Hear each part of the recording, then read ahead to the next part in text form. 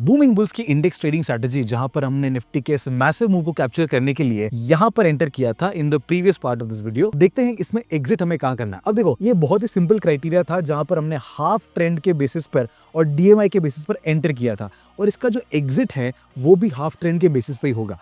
जब तक ये हाफ ट्रेंड हमारा ग्रीन बना रहेगा we will not exit this trade and the moment half trend turns red on a closing basis उस कैंडल के आसपास हम उसको एग्जिट कर देंगे। और ये क्राइटेरिया आप प्रॉफिट बुकिंग और स्टॉप लॉस दोनों के लिए यूज करेंगे। मतलब एंटर करने के तुरंत बाद ही रेड हो जाता है तो you will exit in loss, और अगर ट्रेंड चल जाता है और उसके बाद हाफ ट्रेंड जब रेड होता है तो you will be exiting in a profit. और इस ट्रेड में हमने इतना बड़ा मूव कैप्चर किया है। Let's see one more example of this. अब यहाँ पर हमने डीएमआई को देखकर हाफ ट्रेंड के रेड होने के बाद इस रेड कैंडल के क्लोजिंग बेसिस पर एंटर किया था।